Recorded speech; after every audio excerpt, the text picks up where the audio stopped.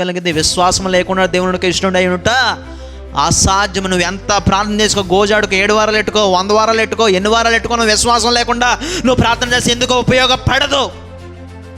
ఎందుకో ఉపయోగపడదు. విశ్వాసం కావాలి మనకి. ఇంకా అలాగ సమయాన్ని అలా కుర్చీలేసుకుని కూర్చోవటం. నీకు సీరియల్ 8 నీకు ఎలా తెలుసు చెప్పండి? సీరియల్ 8 నీకు ఎలా తెలుసు? రోజు చూస్తున్నావు కాబట్టేగా. కుర్చీ భుజాన్ని వేసుకుని వెళ్ళిపోతుంది వాళ్ళ ఇంటికి. ఒక ఆవిడ కుర్చీ ఇలా భుజాన్ని వేసుకుని ఆ ఇంటికి వెళ్ళిపోయి చూసేస్తుంది. నేను చూశానండి. కుర్చీ భుజాన్ని వేసుకుని వెళ్ళిపోయి 8కి దాదాపు 10ంటికి వస్తుందంట. ఇది విశ్వాసమేదే.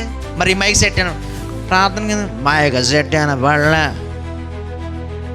మైక్ సెట్ కావాలా? నిజంగా మిమ్మల్ని విమర్శించట్లేదు, కానీ ఒకసారి ఆలోచించండి. 60+ వచ్చేసినాయి, 50+ వచ్చేసినాయి, 55+ వచ్చేసినాయి. ఏజు ఎప్పుడు పోతామో ఎవరికి తెలియదు. ఈ రోజుల్లో వయసుతో సంబంధం లేకుండా పోతున్నాం. ఎక్కడికి పోతారు? సరిగ్గా మీరు దేవుడు తీర్పులో కూడా తీసుకోకుండా నరకానికి గెంటేస్తాడు అనమాట. నిజంగా అండి, చాలా బాధాకరమైన